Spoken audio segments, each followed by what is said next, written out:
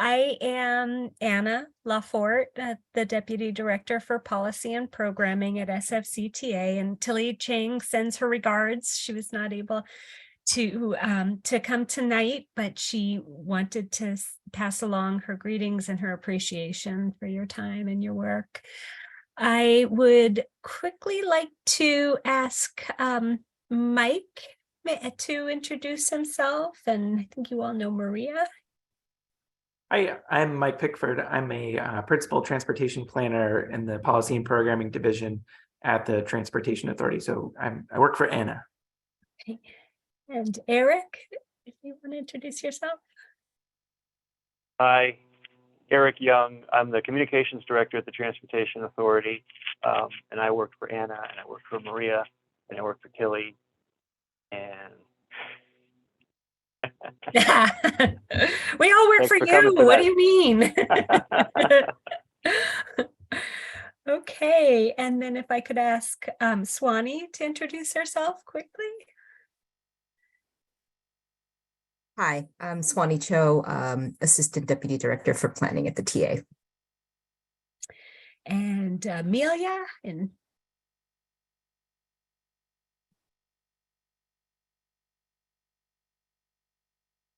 Hi, I'm Amelia Wally, Program Analyst in Anna's Division, Policy and Programming.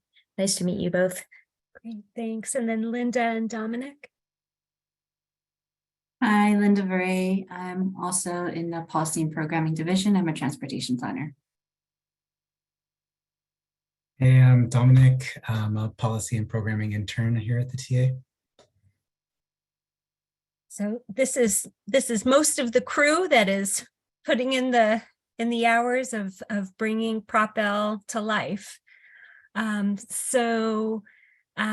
Now I would like you all to introduce yourselves and just tell us about the organization that you're representing. So Chris. Hey everybody who I don't know already, Christopher White. I'm a Deputy Director at the San Francisco Bicycle Coalition and served on the EPAC, and really happy that Prop L passed, and also happy to be here and speaking with all of you. Thanks. Great. And Annie. Hi everyone. So I'm Annie Chong with Self-Help for the Elderly. I also work on the EPAC committee. And I also work for Tilly because Tilly's on my board. Okay. All right. Well, thank you. All right. So once again, we appreciate you making the time as we begin our public outreach, or as we continue our public outreach for Prop L, really. So as you know, in November, the voters approved Prop L with nearly 72% of the vote, which was amazing. And the measure reauthorized the sales tax that was then in place, Prop K, and it approved its accompanying expenditure plan for another 30 years. The expenditure plan that the voters approved has broadly defined buckets and eligibility that you both are very familiar with and helped to craft. So the expenditure plan sets up the buckets for the types of projects and improvements that we can fund. But now we need to determine which specific projects the sales tax will fund in the next 5 years. We're very focused on the projects for the next 5 years. So that's what we want to talk to you about tonight. We have a presentation that starts with some background on Prop L, just maybe by way of reminding you in case any of the details need to be reminded of. And but since it's been a while, so in order to, for the benefit of folks less experienced, but that I don't think we have any who are less experienced than you both. So we'll present, and then we'll present some questions to you that can help us to better determine what projects you think should be funded in the next 5 years. And then, and just to let you know that tonight is one element of the outreach that we are doing and that we have planned for Prop L. We have a survey that we should be releasing tomorrow, as soon as tomorrow, with similar It's questions. out already. It's out already. Fabulous. Great. I'll great. circulate it among the group. Yes, please, please, and please tell your members to fill it out. We also have a town hall, a virtual town hall on May 25th that we're also offering to present to any neighborhood groups around the city. So if you're interested, or you have colleagues who might be interested with their community organizations to have us come in and present, we're happy to. So thanks again for your time tonight, and I'll hand it over to Mike to begin the presentation. Thanks. All right. It looks like somebody else is joining us. Well, welcome, Jesse. So I'll get into the presentation here. Since it's a really small group, feel free to interrupt and ask questions as necessary. But I believe we are recording this for other folks who want to come back and watch it later. So I will go through the full presentation. So as you know, the transportation, this is going to be a bit of a recap for folks who are actually on the EPAC, but for those less familiar, the Transportation Authority has been administering a half-cent sales tax for transportation for over 30 years now, starting with Prop B in 1989. Our website includes a lot of information on the projects that have been made possible with the sales tax and the impact that those projects have had on people's lives. In 2003, voters extended and updated the sales tax expenditure plan when they passed Prop K. And then this past November, of course, the voters extended and updated the expenditure plan again with Prop L. So to develop the details of what would become Prop L, we of course worked with the community-based 30+ member Expenditure Plan Advisory Committee. And at the end of the process, the Expenditure Plan Advisory Committee voted to recommend the detailed expenditure plan for the voters to consider. And as Anna mentioned, it was approved. Thank you, voters. But now it's time to roll up our sleeves and get to work implementing it. So Prop L directs $2.6 billion in 2020 dollars over 30 years to transportation investments citywide in every neighborhood. There are the 5 major categories shown here. And within those 5 categories, there are 28 programs. There are details on the kinds of projects that can be funded in each program within the expenditure plan, as well as eligible sponsor agencies, such as SFMTA, BART, Public Works, and the Transportation Authority itself. And a lot of these programs are similar to Prop K, but there are some new ones and some reconfigured programs as well. As we get ready to implement Prop L and identify specific projects to fund, we are updating the Prop L revenue forecast, which was based on revenue projections made in June 2021. We received a new projection that is lower from our consultant. This new projection is grounded in the latest data and takes into account the actual revenues from the past 2 fiscal years, as well as the current slow pandemic recovery in San Francisco. We believe it's better to err on the side of conservatism for budgeting and programming purposes, and with the hope that when we go to update the Prop L strategic plan in a few years, revenues will have outperformed our expectations. Now I can run through a little bit more detail on the types of projects that can be funded through each of the programs. So the first set is major transit projects, which is designed to make system-wide improvements to ease crowding, improve reliability, increase capacity on Muni, BART, and Caltrain. And this funding is critical to help attract leveraging funds. Next, transit maintenance programs are the largest part of Prop L. For BART, Caltrain, and Muni, and ferries are eligible for repair, replacement, and upgrades, as well as enhancements for a better customer experience. Paratransit remains the only portion of the sales tax funds set aside for operations, though Prop L does dedicate more funds for paratransit than Prop K did. The streets and freeways category continues to invest significantly in street safety for all users. The program has broad eligibility for many different types of investments, including bicycle and pedestrian safety, of course, traffic signals, safe roads to school, street resurfacing, and curb ramps. And finally, transportation system development and management, which has a handful of programs that will be administered by the Transportation Authority, including continuing the neighborhood transportation program and creating a new equity priority transportation program and a new development-oriented transportation program. Prop L bumps up the funding for neighborhood level and community planning seeking to set up a pipeline for projects for implementation with Prop L or with leveraged funds from other grants. The expenditure plan that the voters approved has broadly defined program eligibility requirements, which set up the buckets of funds that we can fund. But now we need to determine the specific projects that the sales tax will fund. Project sponsor agencies will submit proposals to us, and our job is to select projects to recommend to the Transportation Authority Board for funding over the next 5 years. And this process will be repeated every 5 years through Prop L.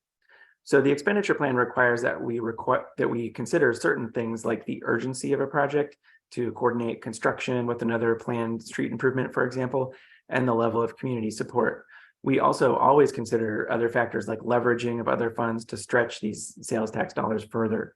As we review project proposals and consider these criteria, we also want to be guided by feedback from you. So we'd like to hear, what types of projects are most important to you.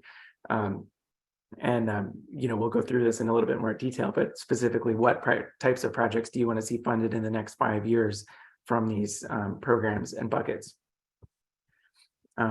So it's also important that this project selection process will keep in mind the goals of the San Francisco Transportation Plan 2050, since Prop L is one way that we will implement this long-range countywide plan. So now the reason that we have convened you is that we do want to hear from you. So we want to focus this discussion on a few areas of Prop L that are new versus Prop K, or that we've heard a lot of interest in. And you telling us your priorities will help us, again, determine what to fund over the next 5 years. So first up, the first program we want to discuss is Safer and Complete Streets. So under Prop K, many of the project types that you see here, such as traffic signals and bike lanes, were funded through separate programs. And the Prop L expenditure plan recognized that some projects, like the redo of a whole corridor like Folsom Street, say, may include many of these different types of improvements. So a broader eligibility is helpful. However, we still need to make decisions about what to fund with our limited sales tax dollars. So given the types of eligibility eligible projects that you saw on the previous slide, what types of projects within this program are most important to you and your community over the next 5 years? So would Annie, Chris, or Jesse be willing to provide some examples? And Jody, and welcome to Jody and Jesse also. Thank you. Let's see. Chris or Annie has her microphone on. Just have a quick question, Mike. Sure. Is there any study on which are the existing, existing streets or intersections that are really in disrepair, and especially those that are in, like we always looked at everything with the equity lens now, right? But are there any neighborhoods that are very much underserved and neglected? So I know for things like pavement quality, Public Works tracks, of course, the pavement condition index is the term that they use to evaluate the condition of pavement. And I know that they track that citywide so they could analyze it by neighborhood. As to the preference for certain neighborhoods, that's something that we can certainly incorporate into our recommendations. Also, I think that I'm not sure of the exact percentage under the 2022 high injury network, but there is a disproportionate number of miles of the high injury network in equity priority communities than citywide. So that also is a driver, that being on the high injury network does drive some of the SFMTA safety programs. So, but as Mike was saying, doing an overlay of the of communities of concern on top of where paving and other projects are happening is certainly something that we can illustrate with the projects that we identified to be funded. Because we could help you get out to those communities if they are the ones that serve our community, let's say seniors or low to moderate income neighborhoods. I mean, it would be nice if they are the first to get some attention to show that the results of Prop L really benefit them. Annie, can I ask you for curb ramps, that is one of the programs that is very driven by requests, and in particular from requests from persons with disabilities. Right. Do you have is there a way that you can, I mean, we have some things that we're talking to Public Works about, but does anything come to mind as a good way to get that message out? Because we want to ensure that folks know that they need to complain or file a request, and that rises right to the top. Yeah, I think Anna and Eric and Maria, I think we could work with you on ethnic media, you know, go on Chinese radio or TV to say that now that you have the funds, you really like those communities, you know, to reach out to CTA and let you know that if they are needing the curb ramps and, you know, pavements that are broken up and things like that. Yeah. Okay. Thank you. Great, Yeah, thank you. we could work together on that. Perfect. So Jesse, I see you have your hand up. Yeah. Thank you. Apologies if it's coming across a little trafficy. I am on a group ride with our BCs del Pueblo crew. And it's beautiful over here at the Bay Bridge. If you wouldn't mind maybe going back to the previous slide. Let's see if I can get, there we go. Thank you. Yeah, I guess I was just going to chime in and mention that we've done a couple of sort of infrastructure audit rides along the southeast, and just wanted to report back kind of how treacherous riding along from the Mission into the Excelsior, across the OMI, and even out to the San Francisco State part of town. So thinking about roads like Sagamore, Brotherhood, Alamany, you know, that connection off of San Jose down into the Excelsior. The network is kind of disparate and leaves a lot up to riders and drivers to negotiate. And I think something that we've learned in the programming that we offer is that it's you know, simply not enough to offer someone active transportation mode. There's an incredible amount of anxiety and concern about being safe on the road. And the Southeast is poorly represented in the active transit network. So I think that needs a lot of attention and investment. So we'll say that. Thank you. Great, thank you for that feedback, and thanks for the specific locations and all the detail. And then Chris, did you have anything additional to add? Yeah, well, I first of all want to echo everything that Jesse just said.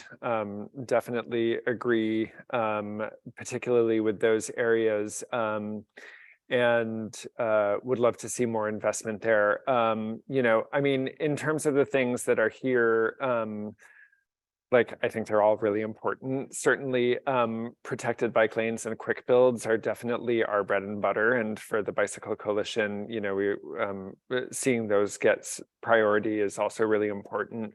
I had a question because when we were hashing through the expenditure plan, there was sort of a tool in the toolkit that didn't really exist in a permanent way that does now, which is slow streets. And I'm wondering if those would fit into what's eligible for safer and complete streets. Yeah, I would think so. I mean, the actual cost of implementing a slow street, at least with what's been done so far, I think uses a lot of materials that are pretty familiar from quick build. So some of the paint and post type investments. So yeah, Anna, I mean, if you have anything to add, let me know, but I would think that those type of investments are very much eligible.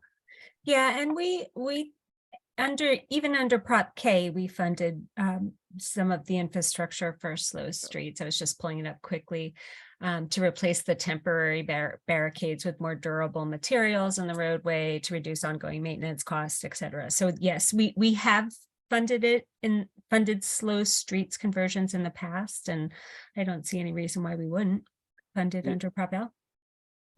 That's great. I think that we have heard from the SFMTA that their focus for this year is in improving improving the existing slow streets, and those of us who really worked with the SFMTA to make sure that they're approaching slow streets in a way that brings a greater equity lens, expands the network, really uses it as a tool to make folks who don't necessarily feel safe on regular streets, have a network that they can rely on.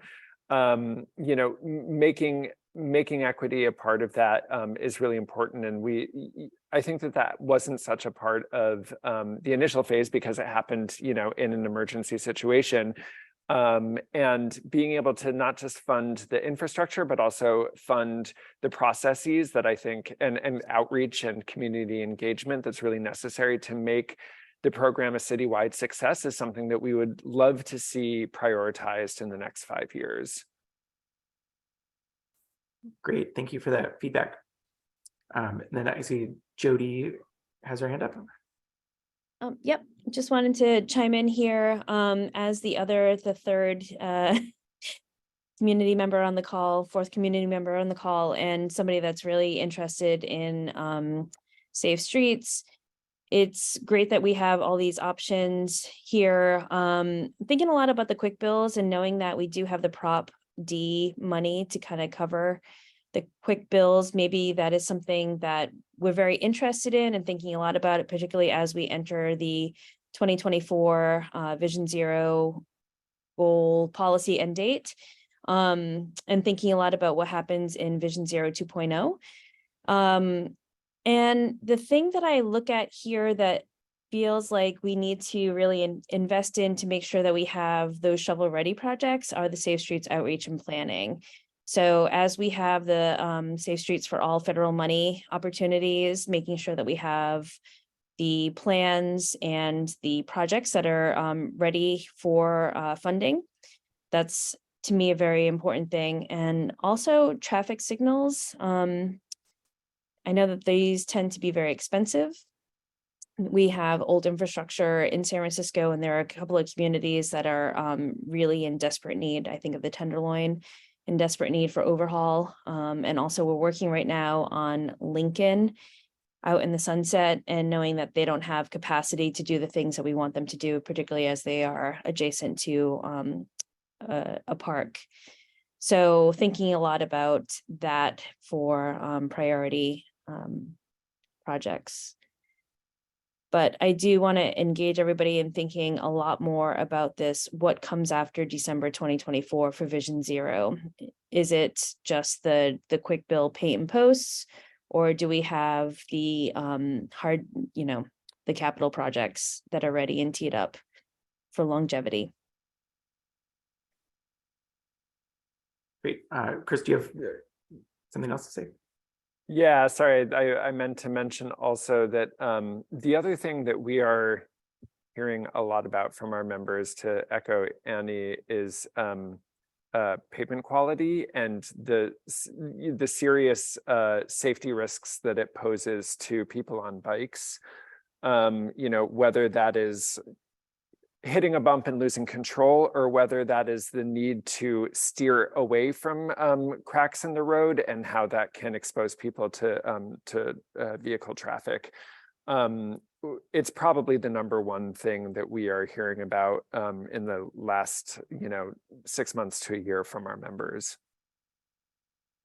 Great, thank you. All right, well, I think we heard from everybody on this one, so I'm going to go ahead and move on. So the next program that we would appreciate your feedback on is a little bit more abstract. The expenditure plan includes a program called Transformative Freeways and Major Streets. And one of the goals of this program is to reconnect communities and repair harm that's created by past freeway and street projects. The program was an important feature for the Expenditure Plan Advisory Committee, although you can tell me that better than I know it already.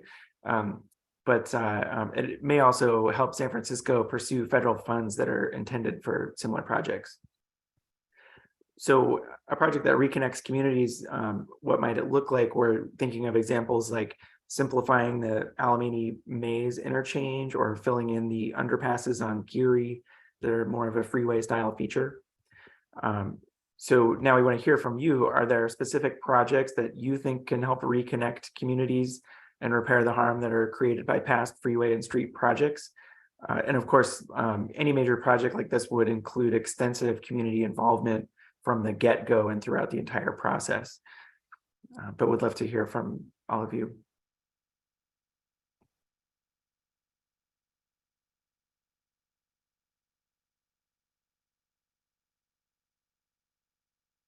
So it's kind of think big infrastructure.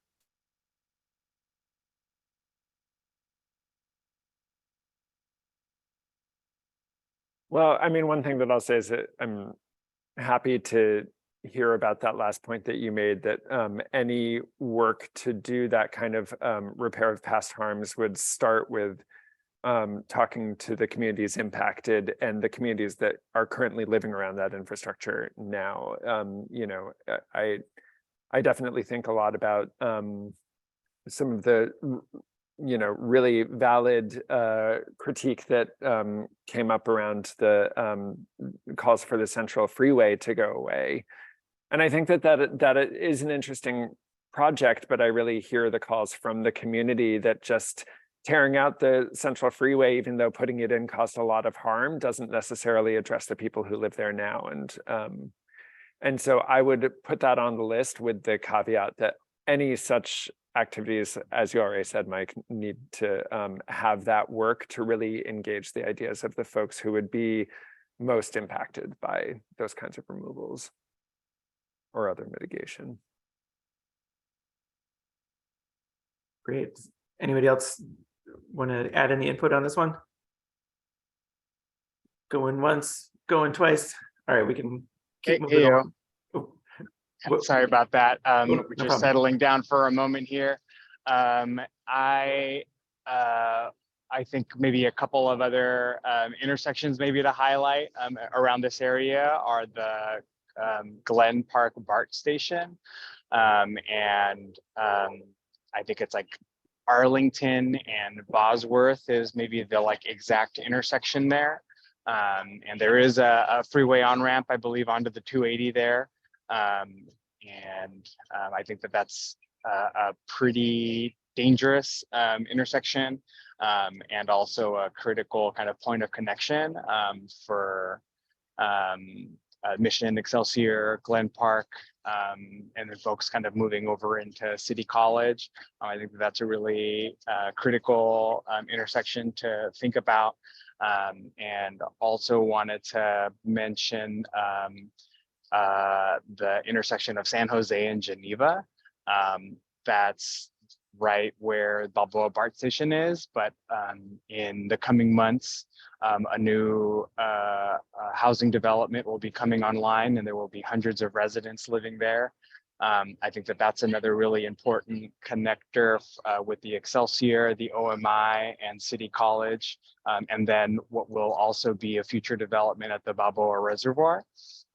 That's also sits atop the 280. So I think that's an important area of the city to facilitate connection across these different neighborhoods, and is a really critical opportunity. As I think the statistic is that it's the most busy transit hub outside of any of the downtown stops. And then we'll also just add that there's a really kind of wonderful and rich tradition of community organizing and planning around that particular development. To really connect back to what Chris was mentioning in terms of the community engagement that is really critical and vital, so that we don't just have any kind of blind spots or missteps revisiting. some of the ways in which transportation projects have produced harm historically, and I think maybe transit-oriented development is a unique issue that's maybe situated around these like like freeway on-ramps and off-ramps, and transit-oriented development opportunities. I think affordability in the places where there's a potential to do housing, I think is an incredible priority, and really looking at AMI metrics that resonate with local communities and the incomes that are earned in specific neighborhoods. Great, thank you. All right, I didn't see any other hands, so let's go ahead and move on. So Prop L also includes a new equity priority transportation program that envisions funding planning efforts and providing matching funds to outside grants for implementation projects. Eligibility for this program is very broad and includes it can fund projects that are eligible for any other Prop L program, but the intent is to fund projects that help reduce disparities and gaps in equitable access to jobs and key services, whether those are physical, geographic, or affordability gaps. This program can fund projects that are in specific equity priority communities or citywide efforts, such as equity evaluations. So given that description of the program, what opportunities are there for transportation plans that advance equity, either at the neighborhood scale or citywide? And similar to what I mentioned before, of course, any project funded in this program would be driven by community priorities.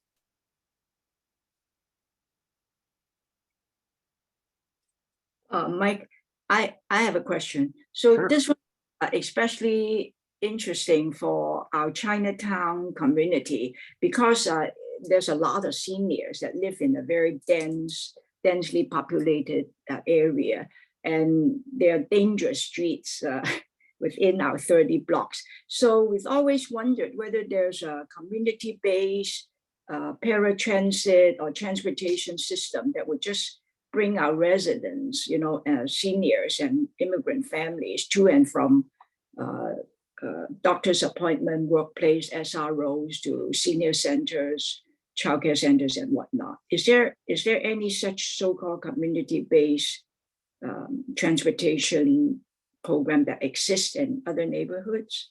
Just a small size, small area, but continuously running kind of shuttle. So are you thinking like kind of a shuttle type program? Yeah, like a right. Yeah, so I mean, I know there have been some shuttle efforts in the past. I'd have to go back and do a little bit of more research to really know what I'm talking about. But I think that with regard to this program, I think the idea would be to really understand the needs of a specific community and really set up projects to seek funding. So, if this could be an opportunity to do a study in Chinatown and really understand that need and sort of, perhaps scope out a project that could then, really be certain and, what it needs in terms of funding and infrastructure and all those kind of details. So, so that's great feedback to hear. And I think that's a sort of example of a community need that this program would hopefully identify. Yep, thank you. We'll be interested in that.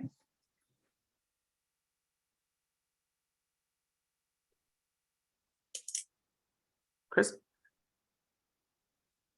I mean, I think that a lot of the things that have already been mentioned would also fit really well into this category. A lot of the priorities that Jesse's been talking about, I think potentially could fit into this category as well, and would be really effective for the goals articulated for this category. Some of the things that I think about also are efforts that have been made to sort of like level the playing field for folks who are lower income and are interested in accessing some of the newer technologies for active transportation. You know, I think about, in particular, things like e-bike rebate programs, the current program that the Department of the Environment has to distribute e-bikes to gig workers and delivery drivers to make the shift from driving to e-bikes. Those kinds of things that sort of like connect not only to transportation, but also, you know, the financial well-being of folks in the community could be really interesting as well. It's great feedback. Thank you. Jody? Yep. I know that Mission Destino, who's a kind of a new group and not here on the call tonight, that they are very interested in a mission transportation plan, particularly circulation plan. So, you know, I know that District 1 and 4 have had kind of circulation plans and transportation plans, of course, Viz Valley and Bayview, but I know that the mission is kind of eager to have one as well, particularly with a lot of changes that are happening in the neighborhood. So that's very near term, but that could be a great early out of the gate. Yeah, that's a great idea, and it's good to hear that there are folks who are chomping at the bit to get working on that. Also, if I may, Mike, this is Maria. Jody, that is actually proposed in our draft work program for next year. So this is perfect timing. Great. Hey, y'all, if I may jump in. Of course. I wanted to mention a process that's been playing out between the planning department and a coalition in the city called the Race and Equity in All Planning Coalition, or the REP Coalition. I think it's been a really powerful example of a really broad and representative kind of formation of community-based organizations that have been, you know, advocating, working with, and you know, sometimes that's collaborative and sometimes there are growing pains, but working with the planning department around the housing element for the general plan. And I think that this is just a unique sort of example, and wonder about laying groundwork around just kind of more synergistic work from community-based organizations in the city and the transportation element in the general plan. So just wanted to offer that, and would encourage people to yeah, just kind of tune into some of the work that is happening through the REP Coalition for some cool new ideas and approaches. Great, thanks. I was just going to ask you to repeat the name. Thank you. Cool. All right. Well, thank you for all of that. I think we can move on to the next section. So this is the final one of these I'll go through.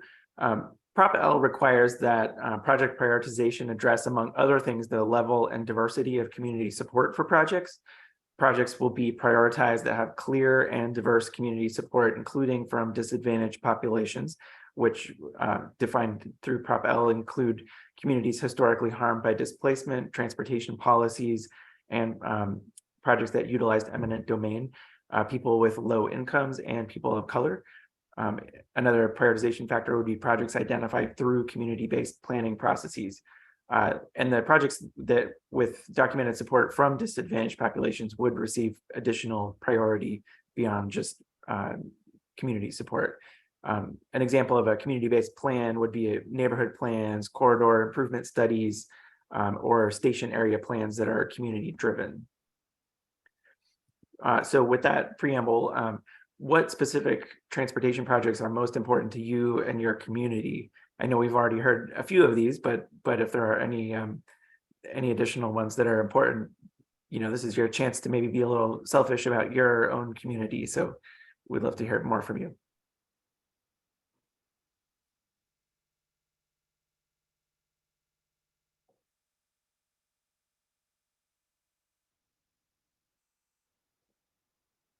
I've said it already, but this also seems like a bucket that could be a really effective one for facilitating an equitable slow streets onboarding process that really does a lot of outreach with communities, work with communities to identify what are the streets that are would be most useful to have as slow streets, and also what could a slow street like add really to the community in terms of activations, in terms of really reflecting the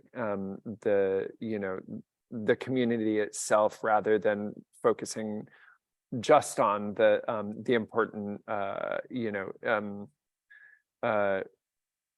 infrastructure that would need to go in to ensure that it's effective as a slow street.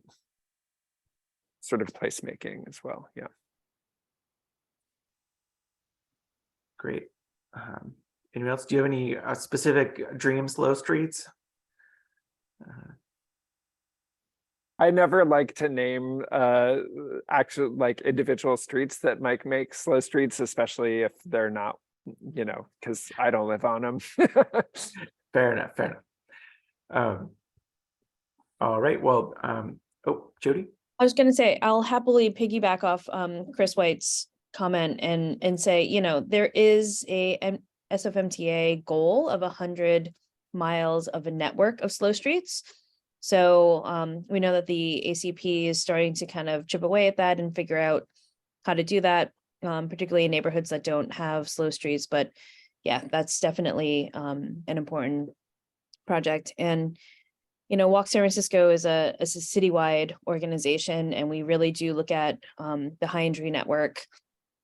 That is going to continue to be our goal, where we still are far from our Vision Zero goal, and thinking a lot about Vision Zero 2.0. And I want to encourage the SFCTA, and maybe we can have some funding set aside to talk about transportation planning as a citywide, for what comes next after Vision Zero, the current policy goal. We can't just, say that it's over come December 2024, and really need to start thinking about what does that next iteration of the policy look like. Thank you.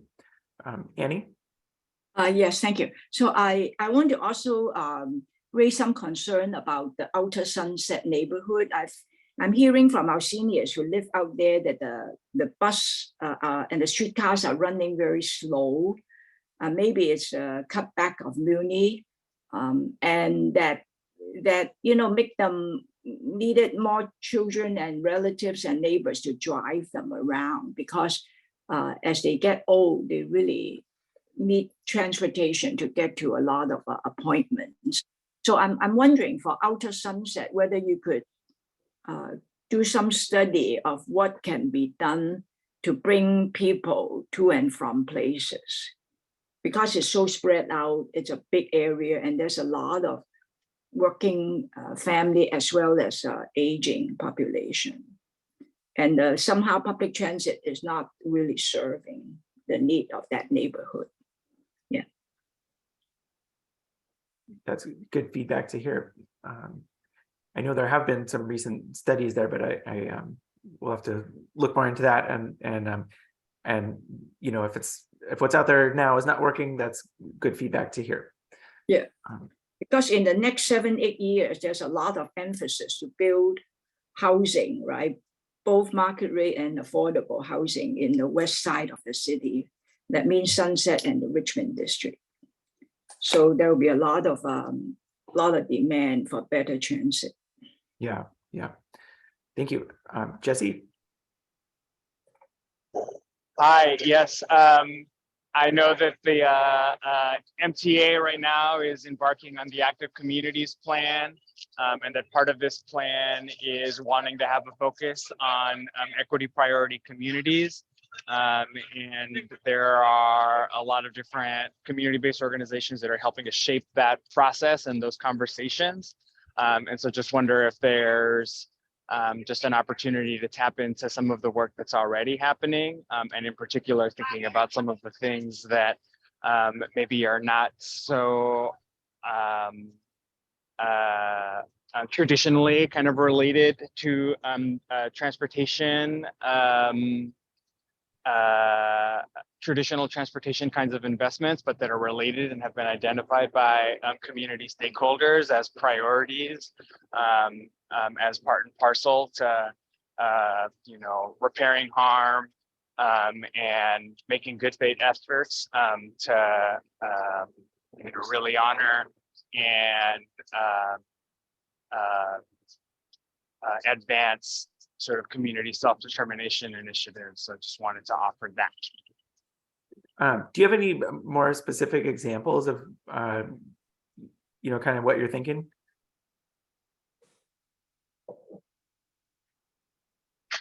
I wouldn't want to speak on behalf of different organizations that are a part of this process. But I know that there are a handful that have been identified and that are continuing to work through sort of the arc of the Active Communities Plan, and would be happy to follow up about that and make some of the necessary connections to people who maybe have more of that insight.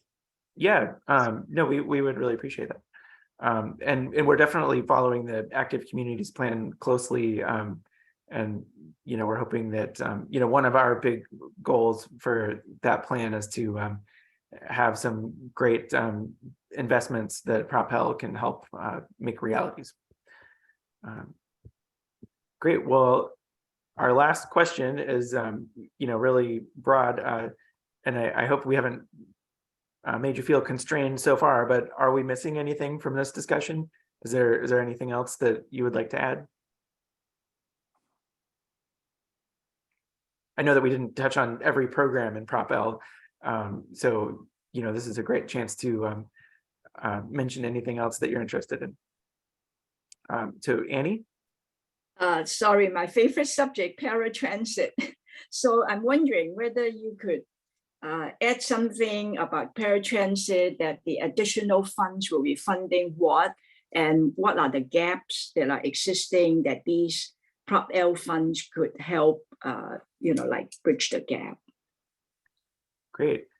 Yeah, and I don't have that information at my fingertips, but I know that again, that was a big priority for the EPAC, and resulted in Prop L having more funds for paratransit than Prop K initially had. Yep. And Mike, I can add, we're also bringing Annie to the board Tuesday, some state transit assistance money for paratransit as well, trying to really keep an eye on that budget. Yes, thank you, Maria. And Jesse, was your hand still up, or did you have a comment on this question? It was up from a previous question, sorry.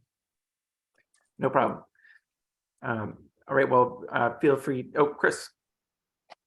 Yeah, I mean, we talked about this a lot in the EPAC process, but making sure that some of the encouragement programs that are really important for shifting, shifting culture and shifting people towards sustainable transportation and away from single occupancy vehicles, just want to keep putting that at the forefront of the TA's mind. The ones that particularly come to mind because we work on them are safe routes to school for sure. And then also bicycle education, which, I recently had a chance to look at the data from last year from the Bike Ed program, and it's just a really effective, really for what it delivers, low cost program that really does a lot towards equity. I mean, the vast majority of attendees are are women, are people of color, and over half of the classes are provided in languages other than English. And the outcomes, looking at folks who respond 6 weeks after taking the class, are really striking. So just wanted to put in another plug for that as well. Great, thank you. That is definitely appreciated feedback. All right, well, yeah, so just to kind of wrap up here, we want you to know that this feedback is not just going to be put on the shelf. We will be sharing your feedback with all of our partner agencies and looking at how the projects that they're proposing over the next 5 years compare to what we've heard from you. And your feedback will ultimately flow into recommendations that are considered by the Transportation Authority Board. Yeah, Jesse. Yeah, sorry about that. Sorry to interrupt. One thing that occurred to me in these next 5 years, I believe that the contract with our city bike rental operator will be, I believe, expiring. And yeah, just think that there's a real opportunity to think about some of the options that were laid out in a VLA study about a different operation scheme for this fleet of bicycles, particularly thinking about the just kind of difficult track record that we've had with Lyft, who is the current operator, in terms of their relationship with the city and their relationship with workers.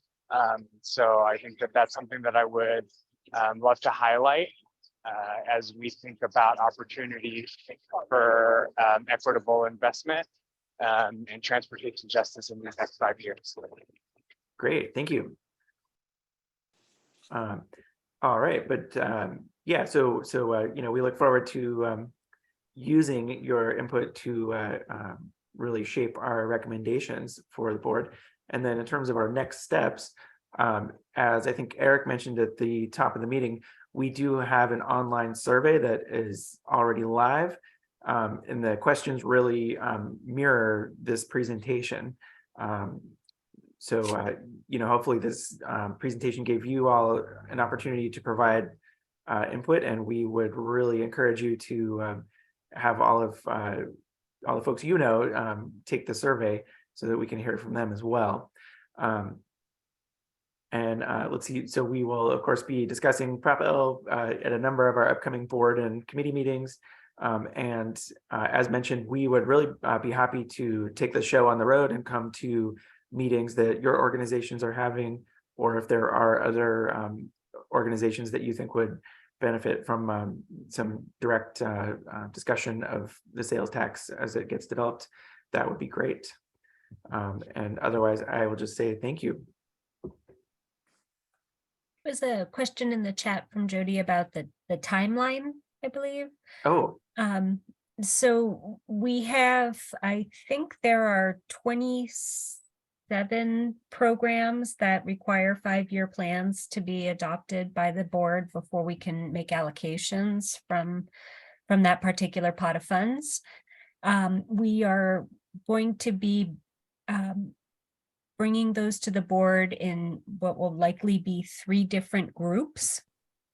The first group could be in front of the board as soon as July, and that would include paratransit, the neighborhood program, which is reestablished starting in July, the pedestrian and bicycle facility maintenance category, since that has sidewalk repair funds in particular that need to be allocated on an annual basis at the beginning of the fiscal year. But that will include the bike facility maintenance work, and then I always can remember 3 of 4. The neighborhood program. A neighborhood program, paratransit, head bike, street resurfacing. Yes, the street resurfacing, because there's a long lead time for the equipment portion of that program. So we will be looking at street resurfacing as well, and looking at the full picture, not just what Prop L would be funding. And so that's July. Second batch would be September, October board, and third batch would be by November. is what we're planning for some of the newer programs that might take a little bit more time to develop. So before the end of the calendar year. Thanks, Hannah. All right. We have to go watch a basketball game. I need to go watch a basketball game. Thanks, everybody. Let's Thank go, you so Dubs. much. Thanks Yeah, all. thank you all for joining us. Thank you. Bye.